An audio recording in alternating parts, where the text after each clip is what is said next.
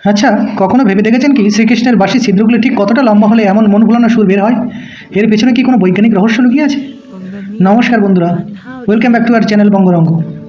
আজকের গল্পে আমরা ডুব দেবো এমন এক অসাধারণ জগতে। আমরা জানবো কেন শ্রীকৃষ্ণের বাঁশির সুর এত মনোমুগ্ধকর, এর সঙ্গে বিজ্ঞান কীভাবে জড়িয়ে আছে, এই সুরের রহস্য উন্মোচন করলে আমরা নিজেরাও কি নতুন কিছু শিখতে পারি। তো ভিডিওটি শেষ পর্যন্ত দেখুন, কারণ শেষে আছে এমন তথ্য যেটা 99% মানুষই জানে না। আর হ্যাঁ, ভালো লাগলে অবশ্যই চ্যানেলটি সাবস্ক্রাইব করবেন কিন্তু। তো চলুন শুরু করা যাক। বাঁশি বাজলে ভেতরের বাতাস কাঁপে, এই কাঁপনকে বলে স্ট্যান্ডিং ওয়েভ।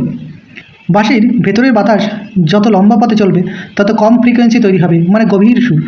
আর পথ যত ছোট হবে তত উচ্চ সুর। কৃষ্ণের বাঁশিতে সাধারণত 6টি থেকে 8টি ছিদ্র থাকে। প্রতিটি ছিদ্র আসলে বাতাসের দৈর্ঘ্য পরিবর্তন করে। আপনি যেটা খুলবেন বাতাস সেখান থেকে কম্পন শুরু করবে। বৈজ্ঞানিকভাবে বলে frequency is equal to speed of sound divided by length of air column. মানে বাঁশির দৈর্ঘ্য যত নিখুঁত, সুর তত মধুর। বিজ্ঞান বলে 432 হার্জ আর 528 হার্জের মতো কিছু ফ্রিকোয়েন্সি মানুষের মস্তিষ্কে সরাসরি শান্তির অনুভূতি তৈরি করে। এই সাউন্ড আমাদের আলফা ব্রেন ওয়েভ বাড়িয়ে দেয়, যেটা মানুষকে করে শান্ত, আবেগী আর গভীরভাবে সংযুক্ত।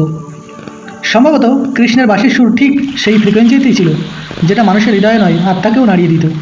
আমাদের শরীরের হার্টবিট, শ্বাস প্রশ্বাস, এমনকি পৃথিবীর ঘূর্ণনের মধ্যেও নির্দিষ্ট তাল আছে। এটাকে বিজ্ঞান বলে ন্যাচারাল রেজোনেন্স। কৃষ্ণের বাঁশির তাল যখন প্রকৃতির তালের সঙ্গে মিলে যেত, তখন মানুষ, পশু, গাছ সব এক ছন্দে নড়ে উঠত। ব্যাপারটা কত সুন্দর, তাই না? আচ্ছা, আপনারা কি কখনো এমন কোনো গান শুনেছেন যা শুনে আপনাদের মন শান্ত হয়ে গেছে?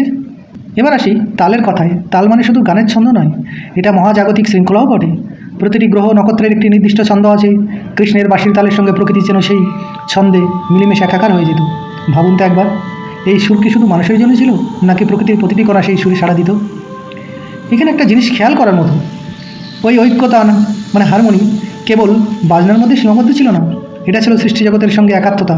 তো বন্ধুরা, কৃষ্ণের বাঁশির ছিদ্রের দৈর্ঘ্য হয়তো আমরা নিখুঁতভাবে মাপতে পারবো না, কিন্তু এর পেছনের বিজ্ঞান আর আধ্যাত্মিকতার মেলবন্ধন আমাদের মুগ্ধ করে। আপনাদের কি মনে হয়, এই সুরের আসল রহস্য কোথায়? কমেন্ট করে অবশ্যই জানান। আর হ্যাঁ, এমন রহস্য আর গল্প শুনতে ভালোবাসলে এখনই চ্যানেলটি সাবস্ক্রাইব করুন আর ভিডিওটি লাইক।